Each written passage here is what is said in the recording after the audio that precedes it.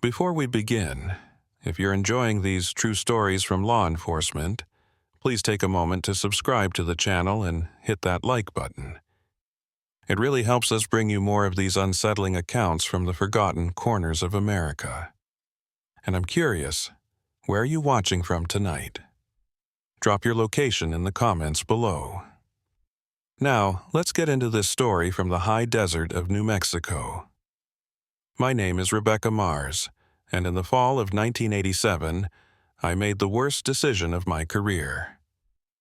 Thinking I was escaping the chaos and violence of Albuquerque, I moved to San Juan County, New Mexico. I thought a small desert community near the Navajo Nation would be quiet, safe, and peaceful. But I was completely wrong.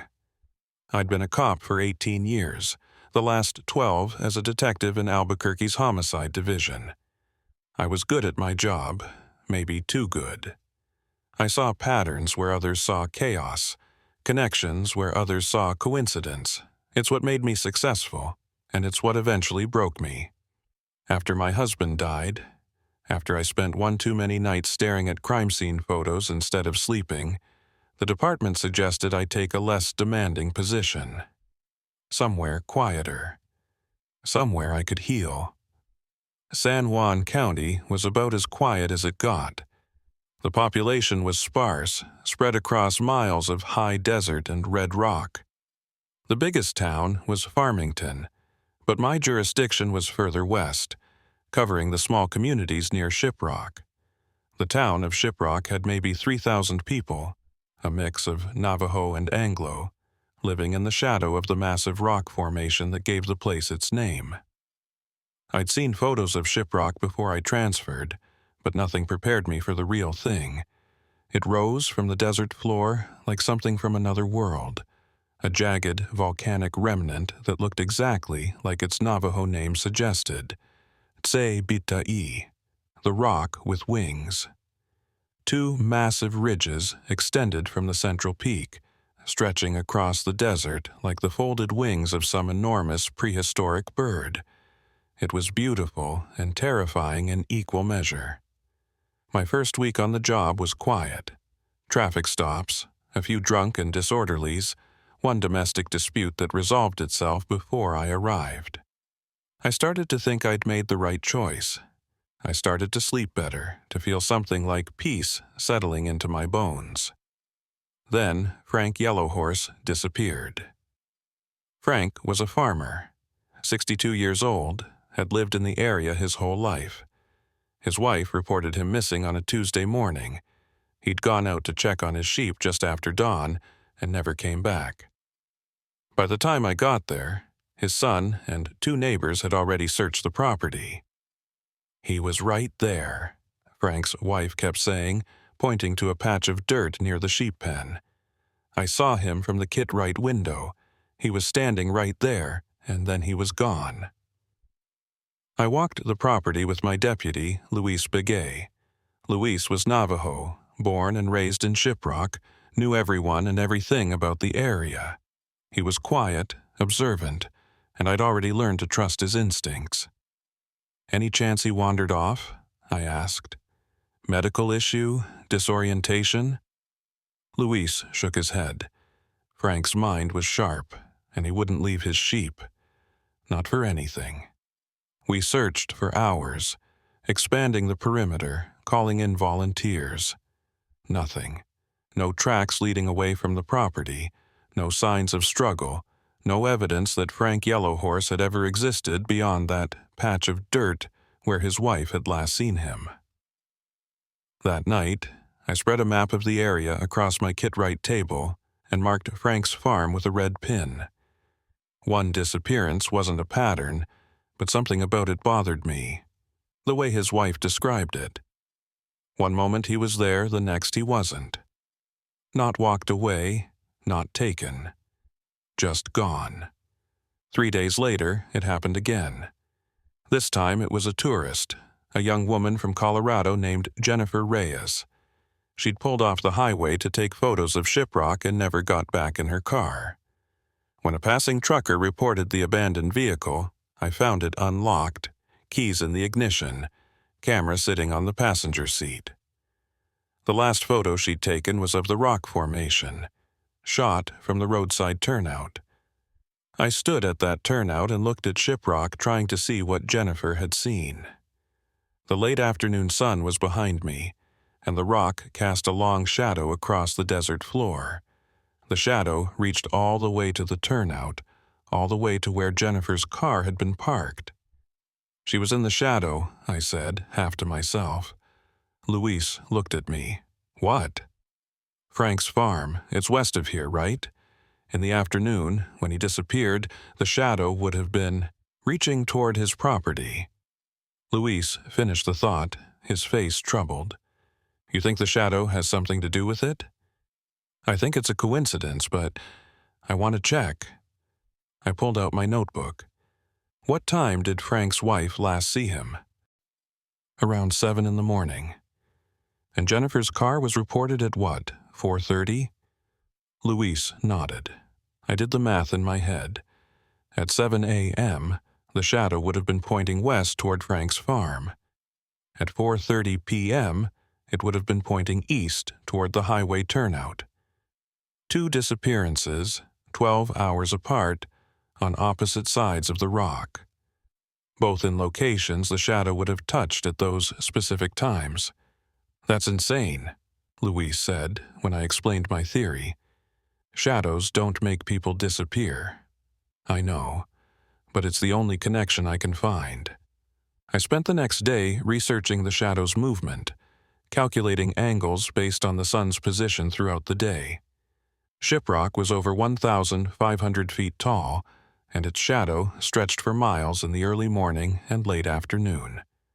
I mapped its path across the desert, noting every home, every road, every spot where someone might be standing when darkness passed over them. Then I pulled the missing persons files for the last 50 years. San Juan County had a higher than average rate of disappearances, which wasn't unusual for a rural area with vast stretches of empty land. People got lost in the desert, fell into arroyos, succumbed to heat or cold. But as I went through the files, I noticed something that made my blood run cold. Every single unsolved disappearance had occurred in a location that fell within Shiprock's shadow. Not near the shadow, not close to it. In it. Every one. I stayed up all night, cross-referencing the cases with sun position data. It wasn't a perfect match.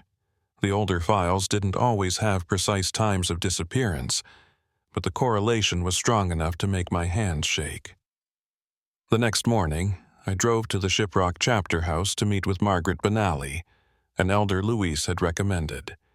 She was in her 80s, a repository of traditional knowledge and local history. If anyone could explain what I was seeing, it was her. Margaret lived in a small house on the outskirts of town, with a clear view of the rock formation. She invited me in for coffee and listened patiently as I explained my theory. When I finished, she was quiet for a long time. "The Bilagana have a way of seeing patterns," she said finally. "Numbers, charts, data. You look at the shadow and you see angles and times. We look at it and see something else. What do you see?" "The wings of Tse-Bitai. The rock is a bird, Sheriff. A great bird that carried our people to safety long ago. When it landed here, it turned to stone, but it didn't die. It sleeps." "And the shadow?" Margaret's eyes met mine, and I saw something there that I hadn't expected. Fear. "The shadow is not a shadow. It's the darkness under the wings. When the bird sleeps, the darkness sleeps too. But sometimes it wakes up, it gets hungry, and it feeds." I wanted to dismiss her words as superstition, but I couldn't. Not after what I'd found in those files. Not after Frank and Jennifer. "How do we stop it?" I asked.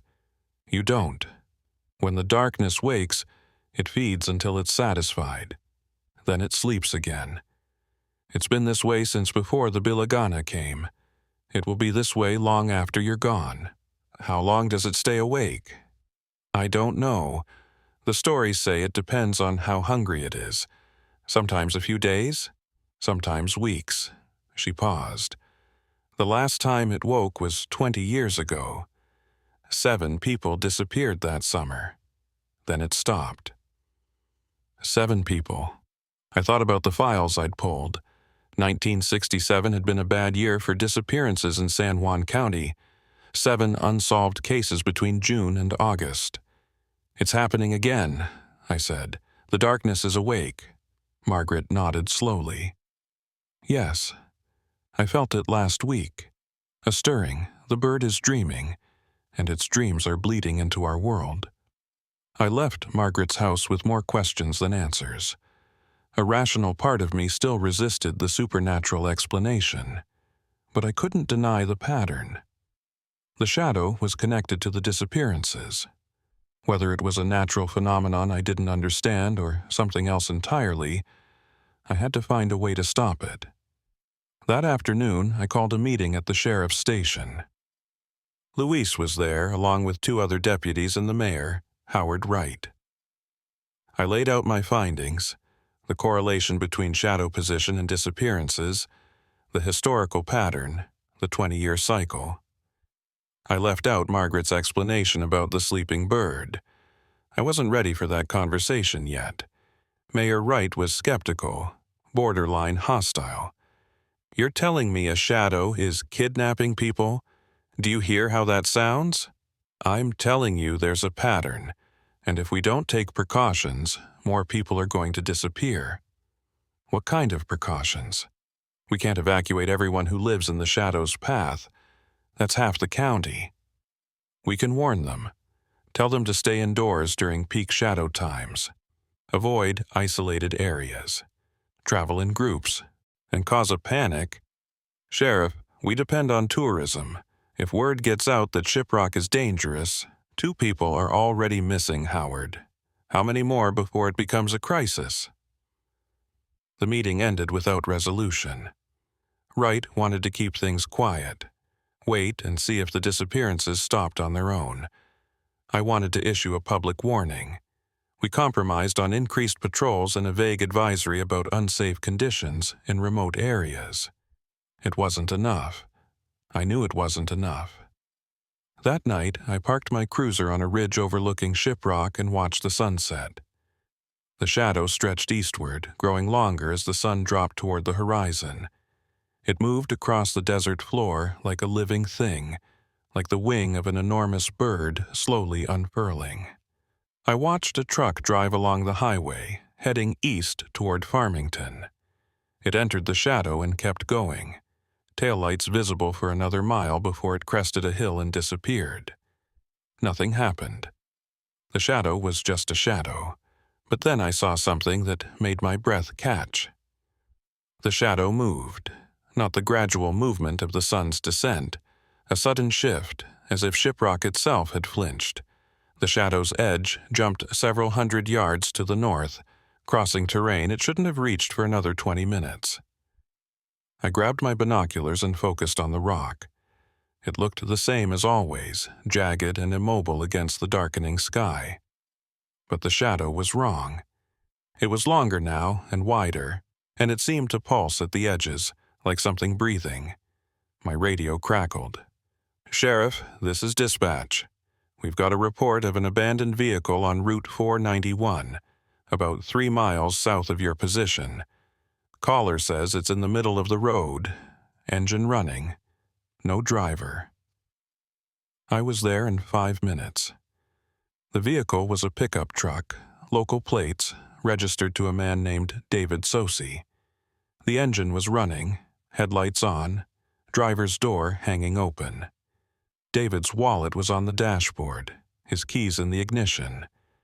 A coffee mug sat in the cup holder, still warm. He'd been there moments ago, and now he was gone. I looked around at the empty desert, at the highway stretching in both directions, at the shadow of Shiprock falling across the road like a dark blanket. The shadow that had moved, the shadow that was hungry. 3 people were gone now, and the darkness was still feeding.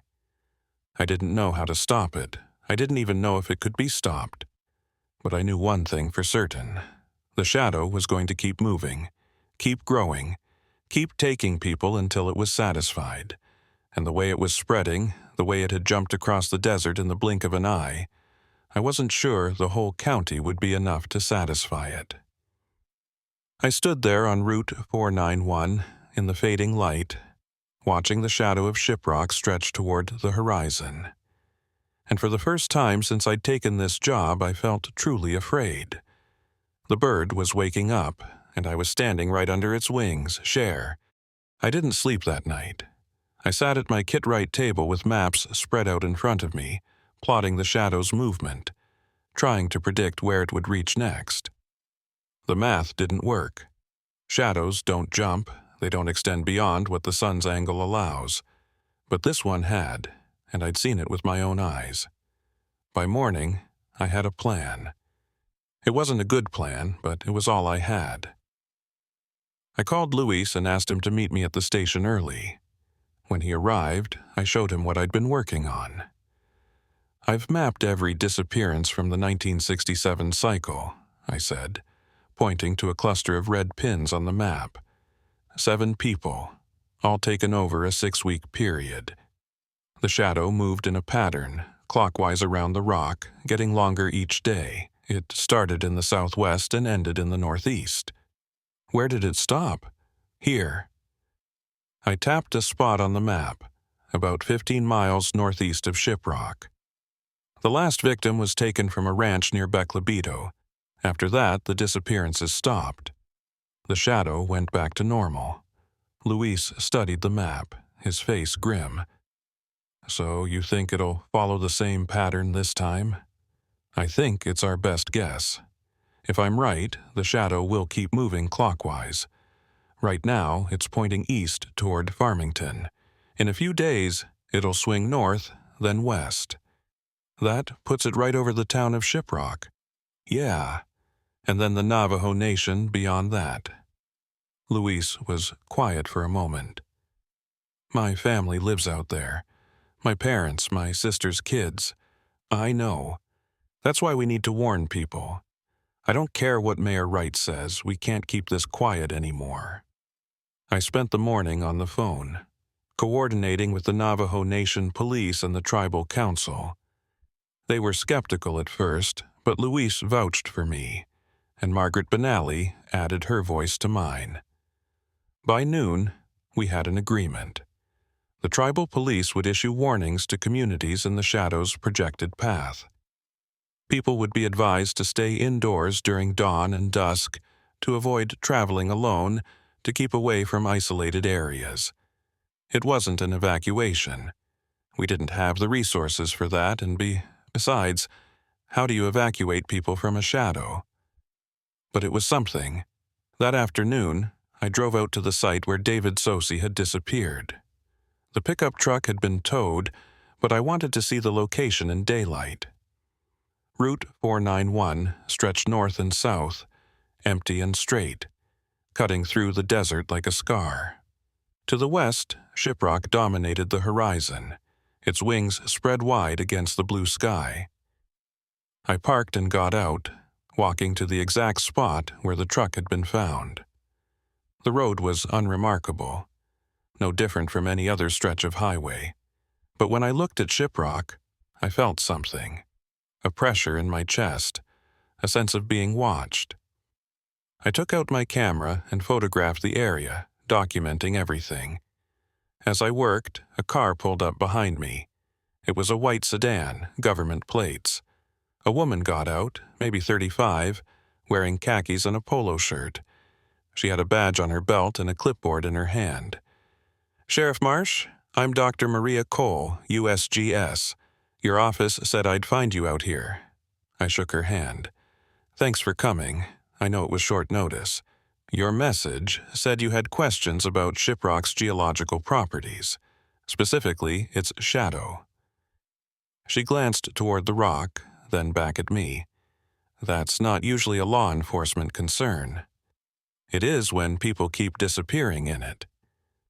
I gave her the short version, leaving out Margaret's story about the sleeping bird. I showed her my maps, the correlation between shadow position and disappearances. She listened without interrupting, her expression shifting from skepticism to interest to something I couldn't quite read. "That's a significant pattern," she admitted when I finished. "But shadows don't cause disappearances. They're just the absence of light." "I know, but I saw the shadow move last night.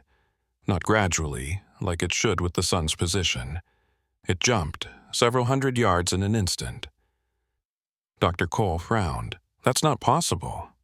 "I know that too, but I saw it." She was quiet for a moment, looking at Shiprock. "There are geological phenomena that can affect perception. Atmospheric refraction, temperature inversions, things that can make objects appear to move or change size. It's possible you saw something like that." "Could those phenomena make people disappear?" "No." She met my eyes. "Whatever's happening here, it's not geology, at least not any geology I know." She promised to do some research, to look into historical accounts and scientific literature for anything that might explain what I was seeing. I thanked her and watched her drive away, feeling the weight of the situation pressing down on me. Science didn't have an answer. Neither did law enforcement. The only explanation I had came from an 80-year-old woman talking about a sleeping bird. That night, I dreamed of Shiprock. I was standing at its base, looking up at the peak, and the rock was moving. Not falling, not crumbling, but shifting. Like something breathing. Like something about to wake up. The shadow stretched out from the rock, reaching toward me, and I couldn't move.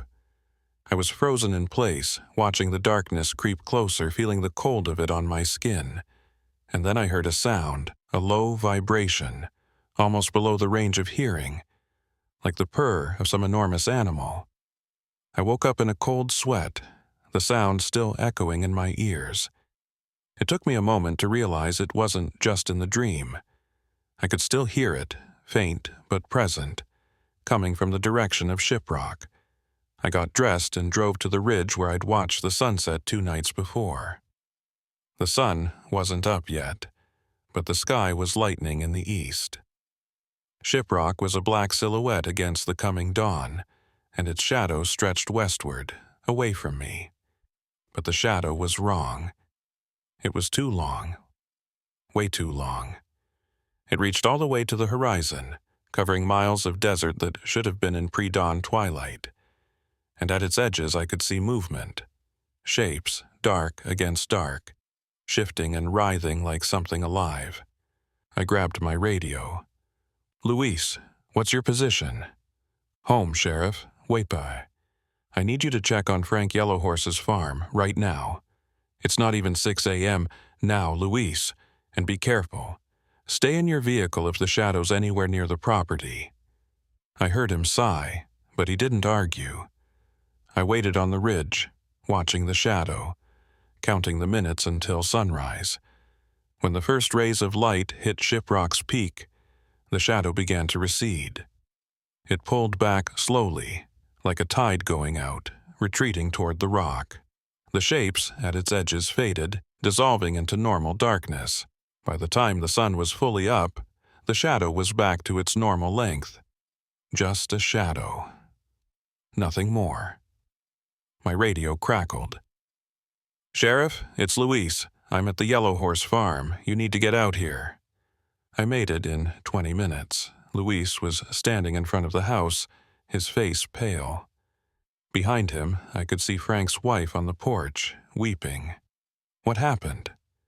"Frank's back." Luis' voice was strange.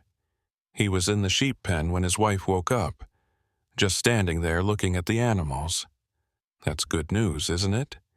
You need to see him, Sheriff." Luis led me around the house to the sheep pen. Frank Yellowhorse was there, standing in the middle of the enclosure, surrounded by his animals. He was wearing the same clothes he'd disappeared in 3 days ago. He wasn't moving.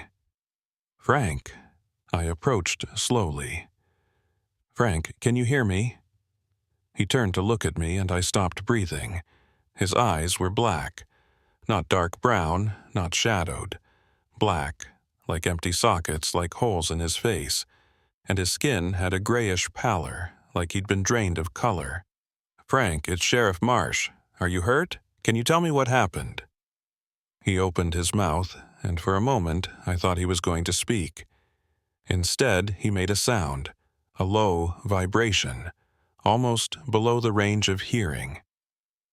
The same sound I'd heard in my dream.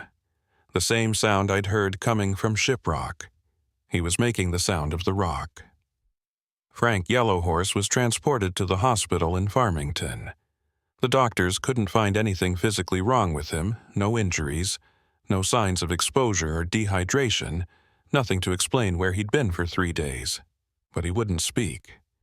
He would only make that sound, that low vibration that seemed to resonate in your chest. His wife sat with him all day, holding his hand, talking to him, trying to reach whatever was left of the man she'd married.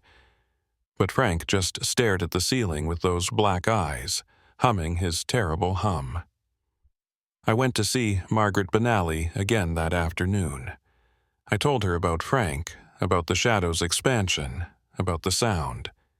She listened without surprise. "The darkness doesn't kill," she said. "It takes, it holds, and when it lets go, the person is not the same. What did it do to him? It fed on him, on his light, his warmth, his spirit. What came back is what was left after the feeding. Is there any way to help him, to reverse it?" Margaret shook her head. "The old stories don't speak of anyone coming back whole. Once the darkness has you, you belong to it forever." I felt sick. Frank Yellowhorse had a wife, children, grandchildren. He'd been a healthy man with years ahead of him.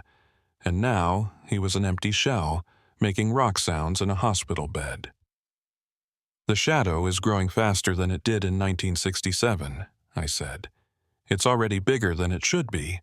How do I stop it?" "You don't understand, Sheriff. The shadow is not the enemy. It is the symptom. The bird is waking, and its dreams are spilling into our world. The shadow is just where the dreams are darkest." "Then how do I stop the bird from waking?" Margaret was quiet for a long time. When she spoke, her voice was heavy. "There are stories, old ones, from before the long walk. They say that when the bird dreams, it dreams of flying. It wants to rise from the earth and take to the sky again. But it cannot, because it has turned to stone. So it reaches out with its shadow, trying to gather enough strength to break free. Strength from people, from feeding on them. Yes, each person it takes gives it more power. If it takes enough, the stories say it will finally wake. It will spread its wings and fly again. And what happens then? Then it will be free, and it will be hungry, very, very hungry." I left Margaret's house with the sun low on the horizon. The shadow of Shiprock was stretching eastward, reaching toward Farmington, toward the populated areas of the county. I could see it from the road, that long, dark finger pointing across the desert. It was bigger than yesterday, much bigger. When I got back to the station, Luis was waiting with news. Jennifer Reyes had been found. A hiker had spotted her wandering in the desert north of Shiprock, miles from where she'd disappeared. She was alive, but like Frank, she wasn't responsive. She had the same black eyes, the same gray skin, the same horrible humming. 2 people taken. 2 people returned, but not really. Not whole. "How many more?" Luis asked quietly. "How many before it's satisfied?" In 1967, it took 7. Then it stopped. So we just wait? Let it take 5 more people and hope that's enough? No. I stared at the map on my wall, at the red pins marking disappearances, at the projected path of the shadow. We figure out what it really wants, and we find a way to give it something else. That night, the shadow jumped again. I was on patrol driving along Route 491 when I saw it happen. One moment, the shadow was pointing east. A normal evening shadow, long but unremarkable. The next moment it lurched northward, crossing miles of desert in an instant, reaching past Farmington, past the communities along the San Juan River. It happened in complete silence. No sound, no earthquake, nothing to indicate that a shadow had just moved like a living thing. But I saw it, and I knew. The bird was dreaming harder, reaching farther, getting stronger. I grabbed my radio and called dispatch. Issue an emergency alert for all communities north of Farmington. Advise everyone to stay indoors until sunrise. No one goes outside, no one travels alone. The shadow has expanded. Sheriff, we've already got calls coming in. People are reporting. They're reporting things in the shadow, shapes, movement. Some of them are saying they hear sounds. The humming. It wasn't just Frank and Jennifer anymore. The shadow itself was starting to sing. I drove north toward the leading edge of the darkness. As I got closer, I could see what the callers had described. Shapes in the shadow, darker than the darkness around them. They moved like people, but wrong. Too smooth, too fluid, like shadows of shadows. And I could hear the sound, that low vibration, coming from everywhere and nowhere, resonating in my chest like a second heartbeat. I stopped my cruiser at the edge of the shadow and got out. The air was cold, much colder than it should have been on a September evening. My breath fogged in front of me. One of the shapes moved toward me and I saw its face. It was David Sosi, the man who disappeared from Route 4912 nights ago. He was standing in the shadow, looking at me with black eyes, humming that terrible hum. "David," I called out. "David, can you hear me? I'm here to help you." He didn't respond. He just stood there humming, staring at me with those empty eyes. And behind him, in the depths of the shadow, I could see others. More shapes, more people. All of them taken by the darkness. All of them waiting for what, I didn't know. But I had a feeling I was about to find out. The shadow pulsed once, twice, and then it began to expand again. Toward me, toward my cruiser, toward everything. I got back in my vehicle and drove, pushing the engine as hard as it would go, watching in my rearview mirror as the darkness swallowed the road behind me. The bird was waking up, and its shadow was about to cover the world. By midnight, the shadow covered half of San Juan County. We evacuated what we could, but there wasn't enough time, weren't enough resources. The National Guard was called in, but they couldn't fight a shadow. They set up roadblocks at the edges of the darkness, turned back anyone trying to enter, and watched helplessly as the boundary crept closer. I set up a command post at a high school gymnasium in Farmington, coordinating with state police, tribal authorities, and emergency services. The phones rang constantly, reports of missing people, sightings of shapes in the darkness, sounds coming from empty houses. We logged them all, but there was nothing we could do. By morning, the count was up to 12. 12 people taken by the shadow in a single night. Men, women, children. Whole families who'd been too slow to evacuate. Individuals caught outside when the darkness jumped. This wasn't like 1967. This was exponentially worse. The shadow was growing faster, feeding more, getting stronger by the hour. At this rate, it would cover the entire county by tomorrow, the state by the end of the week. Dr. Cole arrived at the command post around noon, her face haggard. She'd been up all night running analyses, trying to find a scientific explanation. "I've got nothing," she admitted. "No atmospheric phenomenon, no geological event, nothing that can explain a shadow behaving like this. Whatever's happening here, it's not in any textbook I've ever read." "It's the rock," I said. "The rock is waking up." She looked at me sharply. "You don't actually believe that?" I don't know what I believe anymore, but I know that shadow is going to keep growing until it's fed enough, and I know that if I don't find a way to stop it, a lot more people are going to end up like Frank Yellowhorse. What are you going to do? I'd been thinking about that all night, running scenarios, looking for options. There was only one I kept coming back to. I'm going to go inside.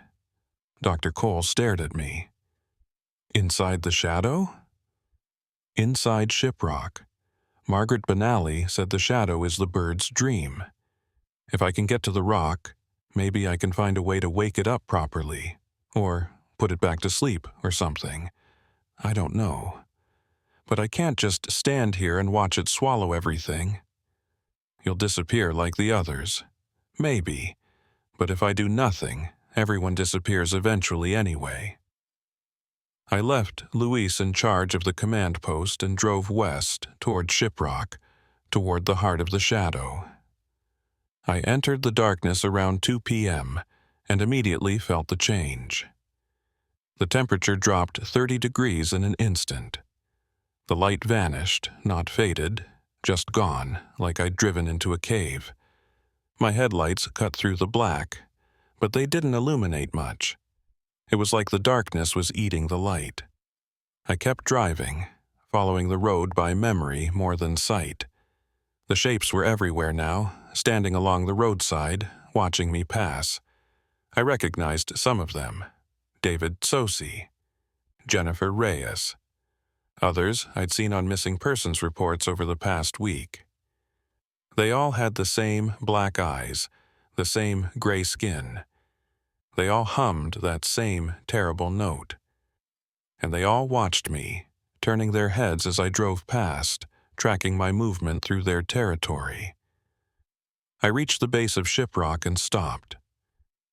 The rock loomed above me, invisible in the darkness, but present nonetheless. I could feel it, a massive weight pressing down on the air, on my chest, on my mind. I got out of the cruiser and walked toward it. The ground was familiar. I'd been here before in daylight, but everything felt different in the shadow. Distorted. Wrong. The shapes followed me, keeping their distance but always there, always watching. The humming grew louder as I approached the rock, a chorus of voices joining together, creating harmonics that made my teeth ache. I reached the base of Shiprock and put my hand on the stone. It was warm. Not sun-warm, but alive warm, like the flank of an animal.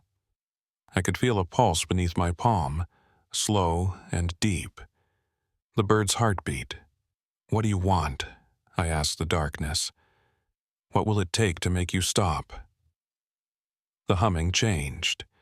It resolved into something almost like language, shapes of sound that pressed against my mind. Feed. Grow. Fly. You can't fly. You're stone. You've been stone for thousands of years. Dreams. Reaching. Almost free. If I give you what you want, will you stop? Will you let these people go? Need more. Need strength. Need light. I thought about the people in the shadow, the ones I'd seen, the ones I hadn't. 12 taken last night. 7 in 1967. More before that, going back who knows how long. The bird had been feeding for centuries, trying to gather enough strength to wake up. How much more? How many people? All. The word hit me like a physical blow. Not 7, not 12, all. The bird wanted everyone. It would keep growing, keep feeding, keep taking until there was nothing left. I can't let you do that. Cannot stop. We'll rise. We'll fly. I took my hand off the rock and stepped back. The shapes were closer now, forming a circle around me. Their humming was deafening, a wall of sound that made it hard to think. I had to get to the top. I didn't know why, but I felt it, a certainty in my gut. The answer was at the top of Shiprock. The way to stop this, to end the feeding, to put the bird back to sleep. It was up there. But climbing Shiprock was forbidden. Sacred to the Navajo, dangerous to everyone. People had died trying to climb it. The rock was steep, unstable, riddled with loose stones and sheer drops. And it was alive. Awake, aware. I started climbing anyway. The first 100 feet were the hardest. The rock was slick with something that might have been moisture, or might have been something else, and the darkness made it impossible to see handholds. I climbed by feel, by instinct, pressing my body against the warm stone and pulling myself upward, inch by inch. The shapes didn't follow. They stayed at the base, watching, humming. Maybe they couldn't climb. Maybe they were waiting to see what would happen. The higher I got, the warmer the rock became. By the time I'd climbed 500 feet, it was hot to the touch, almost burning, and the pulse was stronger here, faster. The bird's heartbeat was accelerating. It knew I was coming. I found a ledge and stopped to rest, my muscles screaming. I was maybe halfway up, with another 800 feet to go. In daylight, with proper equipment, it would have been a difficult climb. In total darkness, alone, it was suicide. But I kept going. The shapes appeared again around the 600-foot mark. Not the shadow people from below. Something else. Figures made of darkness, with wings folded against their backs. They perched on outcroppings and ledges, watching me with eyes that glowed like embers. The bird's dreams. Fragments of its consciousness given form by the shadow. They didn't attack. They just watched and hummed and waited. I reached the top of Shiprock just as the sun began to set somewhere beyond the shadow. I couldn't see it, but I could feel the light changing, feel the shadow growing stronger as night approached. The peak was a narrow ridge, barely wide enough to stand on, with drops on either side that disappeared into darkness. The stone here was different. Hotter, almost glowing with inner heat. And the pulse was everywhere, surrounding me, filling me, making it hard to tell where my heartbeat ended and the bird's began. In the center of the ridge, there was a depression. A hollow in the rock, like a bowl, filled with something that flickered and moved. I approached it carefully and looked inside. Light. Pure, concentrated light, swirling in the hollow like liquid. It was beautiful and terrible, and I knew immediately what it was. The people, the ones the shadow had taken. Their light, their warmth, their spirits, all of it collected here at the top of the rock, feeding the bird's dream. I reached into the hollow and felt the light wash over my hand. It was warm, welcoming. I could feel the people in it, their memories, their hopes, their lives. Frank Yellowhorse was there, and Jennifer Reyes, and David Sosai. All of them, still aware, still alive in some way, trapped in this pool of stolen radiance. And I could feel what the bird wanted. It wanted to absorb this light, to draw it into itself, to use it as fuel for its awakening. Once it had consumed enough, it would break free of the stone, spread its wings, and fly. And when it did, everything in its shadow would be absorbed. Not just San Juan County. Not just New Mexico. Everything the shadow touched, everyone caught in the darkness when the bird took flight. They would all become fuel for its hunger. I couldn't let that happen, but I also couldn't just take the light back. It was bound to the rock, woven into its substance. Removing it would require something in exchange. Energy for energy. Light for light. A sacrifice. I understood then why I'd felt compelled to climb. Why the answer was at the top of the rock. The bird needed light to wake up, but if someone gave it a different kind of light, a voluntary offering instead of a stolen one, it might be enough to satisfy the hunger, to end the feeding, to let the bird sleep again. I thought about the people in that pool of light. 12 from this cycle, 7 from 1967, dozens more from cycles before that, all of them trapped, waiting to be consumed. I thought about the people in the shadow below, the evacuees, the emergency workers, the families huddled in gymnasiums waiting for dawn, all of them depending on me to find a way to stop this. I thought about my husband, dead 3 years now, waiting for me on the other side of wherever this was. I made my decision. I climbed into the hollow, into the pool of light, and I let it take me. The light was warm, and then it was hot, and then it was everything. I felt myself dissolving, spreading out, becoming part of the radiance. I felt the other people there, felt their confusion and fear and hope. I told them it was going to be okay. I told them they were going home, and then I gave the bird what it wanted. Not stolen light, offered light. Freely given, with full knowledge of what it meant, I felt the bird stir beneath me, felt its surprise, its confusion. This wasn't how feeding worked. This wasn't how it had ever worked. Stolen light fought back, resisted, had to be consumed by force, but offered light just gave. And in the giving, something changed.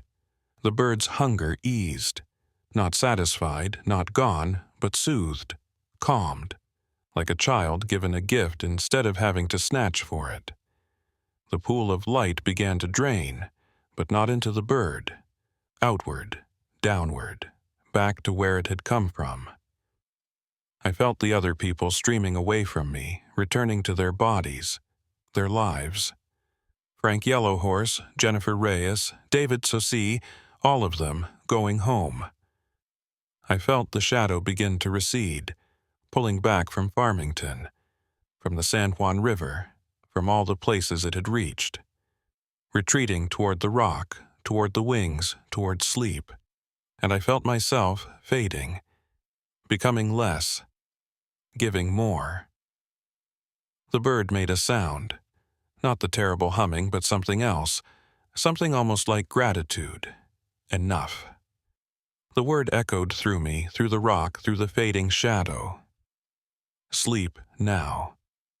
And then there was light. Real light. Sunlight breaking through the darkness, washing over the peak of Shiprock. I was lying in the hollow, empty now, the pool of stolen radiance gone. I was cold, so cold, but I was alive. Below me the shadow was gone. The desert stretched out in the morning sun, red and gold and beautiful. I could see the roads, the buildings, the people emerging from their shelters, looking up at the sky in wonder. I'd done it. I'd stopped the bird, I'd saved them. But as I lay there, too weak to move, I knew the truth. I hadn't stopped anything. I'd just delayed it. 20 years from now, the bird would dream again. The shadow would spread again. The hunger would return. And next time, there might not be anyone willing to climb to the top and offer themselves. I closed my eyes and let the sun warm my face. I'd bought them 20 years. I hoped it would be enough. I should have died on that rock. The doctors said it was a miracle. When the rescue helicopter found me on top of Shiprock, I'd been exposed to the elements for 18 hours. My core temperature was dangerously low, I was severely dehydrated, and I had second-degree burns on my hands and arms from the heated stone. The skin had blistered and peeled, exposing raw flesh beneath. By all rights, I shouldn't have survived. But I did. And more importantly, so did everyone else. The people the shadow had taken started waking up within hours of my climb.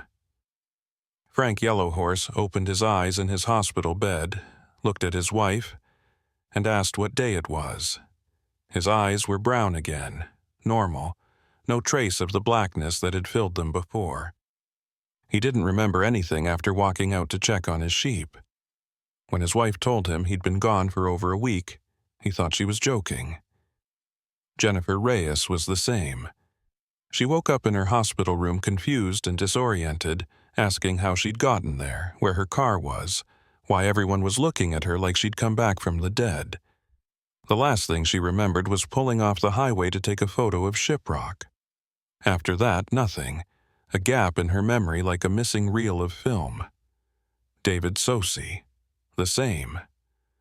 All 12 people taken during the Shadow's expansion woke up with no memory of their time in the darkness, no lasting effects except for a vague sense of having been somewhere far away, somewhere cold and quiet and endless.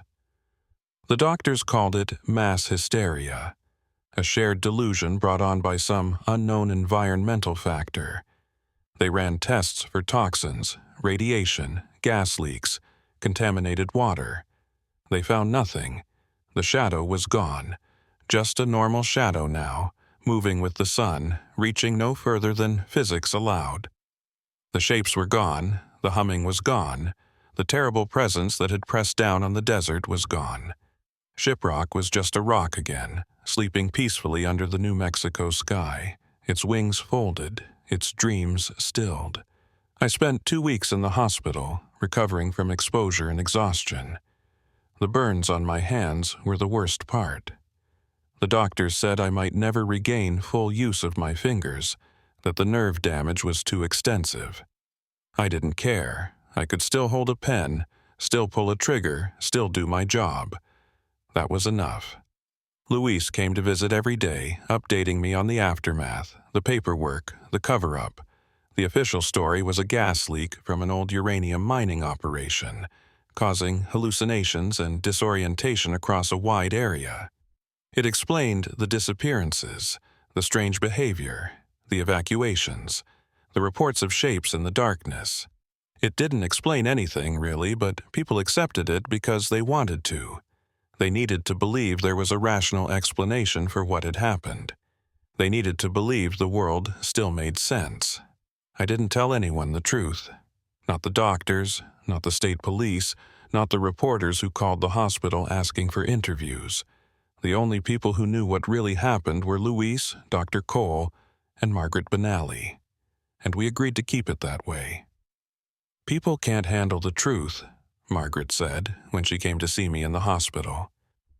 She brought flowers, wild desert blooms that she'd picked herself, and a small pouch of corn pollen that she placed on my bedside table. They need to believe the world makes sense, that rocks are rocks and shadows are shadows. If they knew what sleeps beneath Shiprock, they'd never know peace again. But it's going to wake up again, I said. 20 years from now, maybe sooner. Someone needs to be ready. Someone will be. There are always those who know, who watch, who wait. The knowledge passes from generation to generation, keeper to keeper. When the time comes, they'll do what needs to be done. Will it be enough? Margaret smiled, but there was sadness in it. It will have to be. I was released from the hospital at the end of September, my hands wrapped in bandages, my body weak but healing. I went back to work, back to my routine, back to my quiet life in San Juan County. The days passed, then the weeks, then the months. The shadow stayed where it belonged. The rock stayed asleep. But I didn't forget, I couldn't forget. Every morning, I woke before dawn and went to my window to watch the sunrise over Shiprock. I watched the shadow stretch westward, measuring its length, checking its direction, looking for any sign of abnormal movement. Every evening, I did the same thing, watching the shadow reach eastward as the sun set, making sure it didn't jump, didn't expand, didn't reach beyond what physics allowed. I kept journals, detailed records of my observations, my calculations, my theories.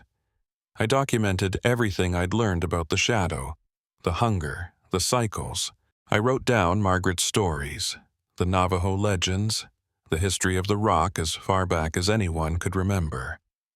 I created a record for whoever came after me, whoever would have to face the shadow when it spread again, because I knew it would spread again. The sacrifice had soothed the hunger, put the bird back to sleep, but it hadn't killed it. You can't kill something that was never really alive in the way we understand life. The bird was a force, an ancient thing that existed before humans walked this land, and it would exist long after we were gone. It would dream again. It would hunger again. And when it did, someone would have to be ready to climb. Dr. Cole stayed in touch after I left the hospital. She'd become obsessed with Shiprock, spending her weekends driving out from Albuquerque to take measurements, run tests, gather data. She set up monitoring equipment around the base of the rock, sensors that tracked temperature, electromagnetic fields, seismic activity. She was looking for scientific answers, rational explanations, something that would fit into her understanding of how the world worked. "The rock has properties I've never seen before," she told me one afternoon, spreading charts and graphs across my Kit-Wright table. "The internal temperature is significantly higher than ambient, and it fluctuates in patterns that don't match any external factors. Solar radiation, air temperature, seasonal variation, none of them explain what I'm seeing. It's like the rock has its own metabolism, its own internal rhythm." "It does," I said. "It's alive." She shook her head, still resistant to the idea. "There has to be a rational explanation. Some geological process we haven't identified yet, some mineral composition that exhibits these properties. I just haven't found it." "There probably is a rational explanation," I said. "Just not one that fits in your textbooks. Not one that science is equipped to understand yet, maybe someday. But for now, the best explanation we have is Margaret's. The rock is alive. It sleeps, it dreams, it hungers, and when it's hungry enough, it feeds." Dr. Cole didn't believe me. She couldn't. Her whole career, her whole understanding of reality, was built on the assumption that the universe followed rules, laws, patterns that could be measured and predicted. A sleeping bird god that fed on human souls didn't fit into that framework. But she kept studying, she kept measuring. And over the years, as she accumulated more data, as she saw more things she couldn't explain, I think some part of her started to wonder. In 1989, 2 years after the shadow, I was promoted to sheriff. It was a ceremonial thing, mostly, a recognition of what I'd done during the crisis. The previous sheriff had retired early, shaken by what he'd experienced, and the county commissioners wanted someone with first-hand knowledge of the situation. They wanted someone who wouldn't panic if things started happening again. I accepted the promotion because it gave me more access, more authority, more resources to monitor the rock and prepare for what was coming. I hired Lewis as my chief deputy and gave him full access to everything I knew. I created a classified file, locked in the safe in my office, containing all my journals, all my research, all my documentation of the shadow and the cycles. I called it the Wing File. I added to it every year, updating my observations, refining my predictions, incorporating new information as it came in. I tracked disappearances across the region, looking for patterns that might indicate the shadow was spreading again. I monitored news reports from other parts of the country, other parts of the world, looking for similar phenomena. I wanted to know if Shiprock was unique, or if there were other sleeping things in other places, dreaming their terrible dreams. I never found anything definitive, but I found enough hints, enough whispers, to suspect that the bird wasn't alone, that there were other ancient things in other places waiting to wake. In 1995, I started training Luis to take over. I was 60 years old, and my hands were getting worse. The nerve damage had progressed, leaving me with limited grip strength and constant pain. I could still do my job, but I knew I wouldn't be able to do it forever. I showed Luis the Wing File, explained what it meant, made him understand the importance of continuing the watch. He'd been there during the shadow's expansion, had seen the shapes in the darkness, had heard the humming. He didn't need convincing, he just needed knowledge. "When it happens again," I told him, Don't try to fight it. Don't try to contain it. You can't stop the shadow with guns or roadblocks or evacuations. The only thing that stops it is the sacrifice. Find someone who's willing to climb. Someone who understands what it means. Someone who can give themselves to the light. I wrote down Margaret's stories, the Navajo legends, the history of the rock as far back as anyone could remember. I created a record for whoever came after me, whoever would have to face the shadow when it spread again. Because I knew it would spread again. The sacrifice had soothed the hunger, put the bird back to sleep, but it hadn't killed it. You can't kill something that was never really alive in the way we understand life. The bird was a force, an ancient thing that existed before humans walked this land, and it would exist long after we were gone. It would dream again. It would hunger again. And when it did, someone would have to be ready to climb. Dr. Cole stayed in touch after I left the hospital. She'd become obsessed with Shiprock, spending her weekends driving out from Albuquerque to take measurements, run tests, gather data.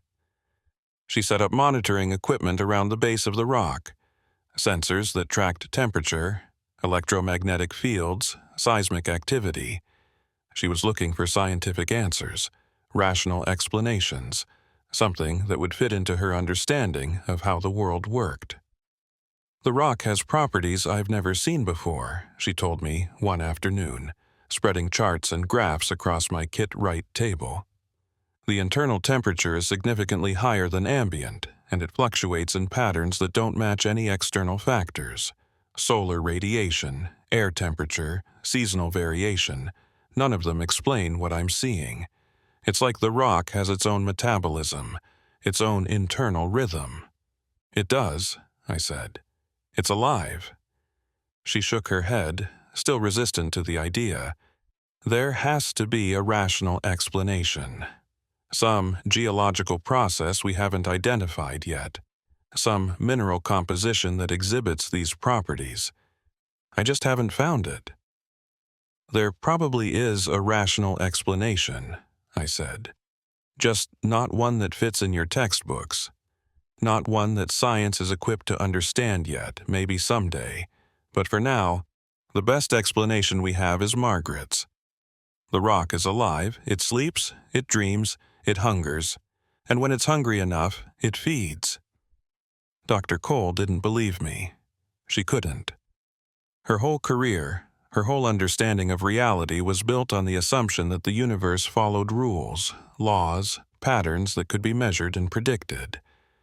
A sleeping bird god that fed on human souls didn't fit into that framework. But she kept studying, she kept measuring. And over the years, as she accumulated more data, as she saw more things she couldn't explain, I think some part of her started to wonder. In 1989, 2 years after the shadow, I was promoted to sheriff. It was a ceremonial thing, mostly, a recognition of what I'd done during the crisis. The previous sheriff had retired early, shaken by what he'd experienced, and the county commissioners wanted someone with first-hand knowledge of the situation. They wanted someone who wouldn't panic if things started happening again. I accepted the promotion because it gave me more access, more authority, more resources to monitor the rock and prepare for what was coming. I hired Luis as my chief deputy and gave him full access to everything I knew. I created a classified file, locked in the safe in my office, containing all my journals, all my research, all my documentation of the shadow and the cycles. I called it the Wing File. I added to it every year, updating my observations, refining my predictions, incorporating new information as it came in. I tracked disappearances across the region, looking for patterns that might indicate the shadow was spreading again. I monitored news reports from other parts of the country, other parts of the world, looking for similar phenomena. I wanted to know if Shiprock was unique, or if there were other sleeping things in other places, dreaming their terrible dreams. I never found anything definitive, but I found enough hints, enough whispers to suspect that the bird wasn't alone. that there were other ancient things in other places, waiting to wake. In 1995, I started training Luis to take over. I was 60 years old and my hands were getting worse. The nerve damage had progressed, leaving me with limited grip strength and constant pain. I could still do my job, but I knew I wouldn't be able to do it forever. I showed Luis the wing file, explained what it meant, made him understand the importance of continuing the watch. He'd been there during the shadow's expansion, had seen the shapes in the darkness, had heard the humming. He didn't need convincing. He just needed knowledge. When it happens again, I told him, don't try to fight it. Don't try to contain it. You can't stop the shadow with guns or roadblocks or evacuations. The only thing that stops it is the sacrifice. Find someone who's willing to climb, someone who understands what it means, someone who can give themselves to the light. What if I can't find anyone? Then climb yourself. He looked at me for a long moment, his face serious. Then he nodded. He understood. I retired in 1997, after 30 years on the force, 10 as sheriff. My hands were too bad to continue. The pain too constant, the mobility too limited. I couldn't hold a gun properly anymore, couldn't write reports, couldn't do the basic tasks the job required. It was time. I moved to a small house on the outskirts of town, less than 5 miles from Shiprock. I could see the rock from my porch, could watch the shadow every morning and evening without having to drive anywhere. I set up a telescope, a good one, and spent hours studying the rock's surface, looking for changes, for signs of stirring. I became the crazy old woman who watched the mountain. The neighbors talked about me, I'm sure. Let them talk. I had work to do. Margaret Benally passed away in 2001 at the age of 94. She was sharp to the end, her mind clear, her knowledge intact. She spent her last few months telling me everything she hadn't told me before, all the stories she'd held back, all the secrets that had been passed down through her family for generations. I wrote it all down and added it to the wing file. At her funeral, I stood in the back and watched the ceremony, traditional Navajo, the way she would have wanted. Afterward, her granddaughter approached me. She talked about you, the young woman said, about what you did on the rock. She said you saved everyone. I just did what needed to be done. She said you understood, the old ways, the old truths. She said you were one of us, even though you weren't born to it. I didn't know what to say to that. Margaret had been kind to me, had shared her knowledge when she didn't have to. But I wasn't Navajo, wasn't part of her world. I was just someone who'd stumbled into something ancient and done my best to survive it. She also said to give you this. The granddaughter handed me a small leather pouch. Inside was a piece of stone, dark and smooth, warm to the touch. It's from the rock. She collected it years ago, before the climbing was forbidden. She said you should have it, so you'll always be connected to what you saved. I still have that stone. I keep it on my bedside table, next to the corn pollen Margaret gave me in the hospital. Some nights, when I can't sleep, I hold it in my hands and feel the warmth, the faint pulse that might be my imagination, or might be something more. Dr. Cole finally got her rational explanation in 2003. A paper published in a geology journal describing a previously unknown mineral in Shiprock's composition that exhibited unusual thermal and electromagnetic properties. She called it Benalliite, after Margaret. The scientific community was excited, talking about potential applications in energy storage and thermal regulation. The paper didn't explain the shadow or the hunger or the shapes in the darkness. It didn't explain how a rock could sleep or dream or feed on human souls. But it gave her something to hold on to, a framework for understanding that fit into her worldview. I didn't begrudge her that. We all need our frameworks. We all need ways to make sense of the world. And maybe she was right. Maybe someday science would advance to the point where it could explain everything I'd experienced. Maybe the sleeping bird god would turn out to be some kind of quantum phenomenon, or interdimensional resonance, or something else with a name and a formula. But I didn't think so. Some things just are what they are. Some truths don't fit into frameworks. Luis took over as sheriff in 2005. He was a good man, a good cop, and he'd learned well. He kept the watch, maintained the file, trained his deputies to be ready without telling them exactly what they were being ready for. He visited me every few weeks, updating me on his observations, asking my advice. Anything, he'd ask. Nothing, I'd say. The shadow's normal, the rock's quiet. Good. And it was good. Every year that passed without incident was a victory. Every normal shadow, every quiet night, every sunrise without shapes in the darkness.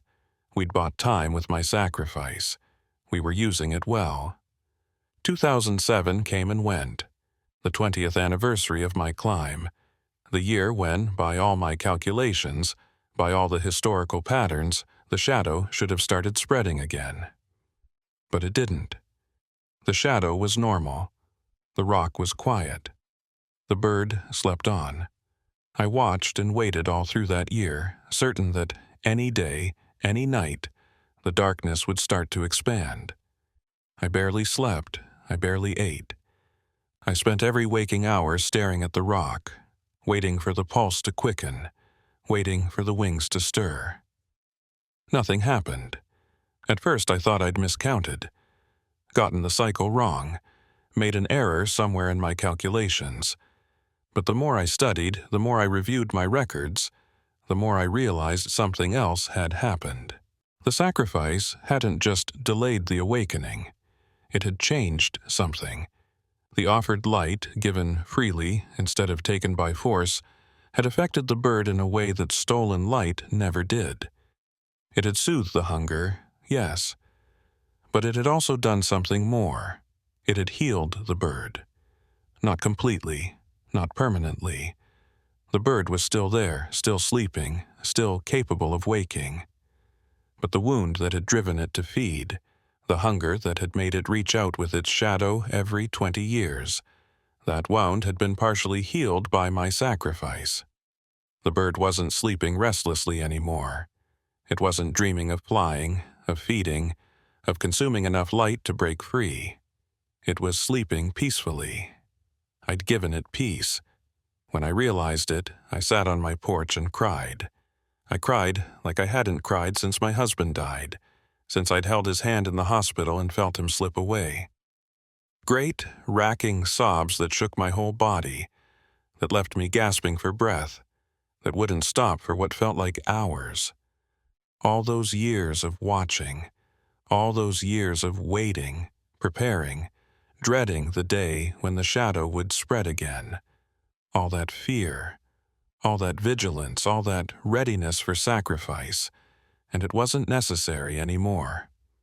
The bird was at peace. The shadow was just a shadow. I'd done it. I'd actually stopped it. Not delayed it, not postponed it. Stopped it. Healed the wound that had driven the cycles for centuries or millennia or however long the bird had been sleeping. I'd saved them, really saved them, forever. Or at least for a very long time. I called Louis that night and told him what I'd realized. He was quiet for a long moment. So, it's over? I think so. I think the cycle's broken. What do we do now? We keep watching, just in case. But I don't think the shadow will spread again.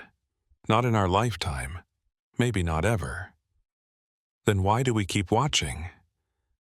I looked out my window at Shiprock, at the rock that had taken so much from me and given me so much in return, at the bird that had taught me what sacrifice really meant. Because that's what we do, I said. We watch. We wait. We remember. That's how we honor the ones who came before us. That's how we protect the ones who come after. I died in 2012. Heart attack, quick and painless. I was 87 years old, and I'd spent 25 years watching a rock that never woke up. Luis found the wing file in my safe and read it cover to cover. He told me later, in my dreams, or in whatever place I went after I died, that he'd cried when he finished it. That he'd understood, finally, the full weight of what I'd carried all those years. And then he did what I would have wanted him to do. He kept watching, because the bird might be at peace, but it wasn't dead. It was still there, still sleeping, still dreaming beneath Shiprock's stone wings. And someday, maybe in 20 years or 100 or 1,000, it might wake up again. Someone needs to be ready. Someone needs to be willing to climb. In 2027, a young woman named Elena Yazzie joined the San Juan County Sheriff's Department. She was 23 years old, fresh out of the academy, eager to serve the community she'd grown up in. She was assigned to patrol the roads around Shiprock, the same roads I'd patrolled 40 years earlier. On her first day, Sheriff Luis Begay called her into his office and closed the door. He was 62 years old, gray-haired and weathered, with the look of a man who'd seen things he couldn't talk about. He pulled a thick file from his safe and laid it on his desk. "There's something you need to know about this place," he said. "Something that's not in any training manual." Elena looked at the file, at the label on the cover. Wing file, classified Sheriff, Rebecca Marsh, 1987 to 1997. Sheriff Luis Begay, 2005 to present. "What is this?"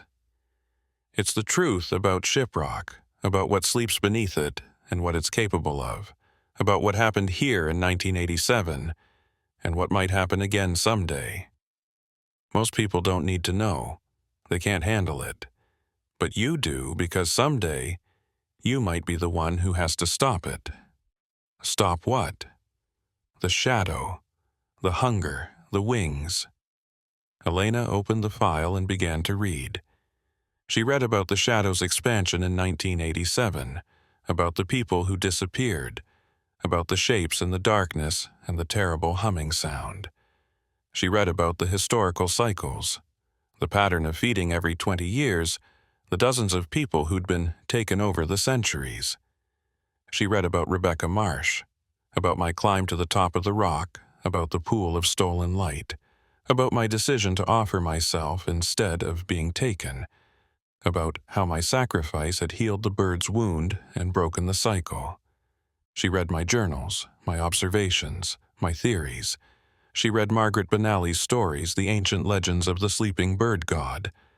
She read Dr. Cole's scientific papers, the rational explanations that didn't quite explain anything. And she read the last entry, written in Luis's hand just a few weeks earlier. 40 years since Sheriff Marsh's climb. The shadow remains dormant. The bird remains asleep. The cycle appears to be broken just as she predicted. But the rock is still warm. The pulse is still there. Faint, slow, barely detectable, but present. It's not over. It will never be over. The bird will dream again someday. Maybe in 100 years, maybe in 1,000, maybe tomorrow. We can't know. We can only watch. But as long as there are those who watch, those who remember, those who understand what sacrifice means and are willing to make it when the time comes, there is hope. The shadow of the wings will spread again someday. And when it does, we will be ready. We have to be.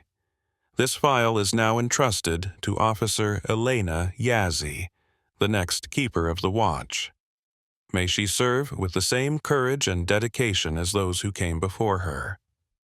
Elena closed the file and looked up at Sheriff Begay. Her hands were trembling slightly, but her voice was steady. "What do I do? For now, you watch, you learn, you prepare. You study the rock, learn its moods, its patterns. You get to know the land and the people and the history. You become part of this place, so that when the time comes, you'll know what to do. And when the time comes, Louise met her eyes. Someone has to climb. Someone has to offer themselves to the light, freely and willingly, knowing they might not come back. Sheriff Marsh did it in 1987. She stopped the shadow, healed the bird, saved everyone. But someday, someone will have to do it again. And that someone might be me. That someone might be you. Elena looked out the window at Shiprock, rising from the desert floor, its great stone wings spread against the afternoon sky. It was beautiful in the golden light, peaceful and still. Just a rock formation, a geological remnant, a tourist attraction. But she knew better now. She knew what slept beneath that beauty, what dreamed beneath that stillness, what hungers might stir someday, in a year or a century or a millennium. "I'll be ready," she said. Louise nodded. "I know you will. That's why I chose you." He handed her a small object, something that had been sitting on his desk for 40 years. A piece of dark, smooth stone, warm to the touch. This belonged to Sheriff Marsh. She got it from Margaret Benally. Now it belongs to you. Keep it close. Let it remind you what you're watching for, what you're protecting. Elena took the stone and felt its warmth, its faint pulse. She closed her hand around it and made a promise not to Louise, not to me, but to the land and the people and the bird that slept beneath the rock. She would watch. She would wait. She would remember. And if the shadow ever spread again, she would be ready to climb. The shadow of Shiprock stretches across the desert every morning and evening, just like any other shadow. It moves with the sun, reaches no further than physics allows, touches nothing that isn't meant to be touched. The bird sleeps on, dreaming whatever dreams sleeping birds dream. Its heart beats slow and deep beneath the stone, its wings folded against its sides, its hunger soothed by a sacrifice made 40 years ago. It is at peace, for now, but it's still there, still waiting, still capable of waking, of spreading, of feeding.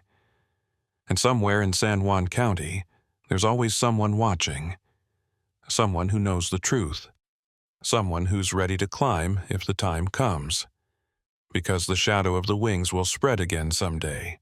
Maybe not in our lifetime, maybe not in our children's lifetime, maybe not for 1,000 years, but someday. And when it does, someone will have to be willing to give themselves to the light, to offer instead of being taken, to heal instead of just delay. That's the lesson I taught them. That's the hope I gave them. That's the watch they keep. For as long as Shiprock stands, for as long as the bird sleeps, for as long as the shadow falls across the desert floor. They watch, they wait, they remember, and they are ready. Ahihi. Thank you.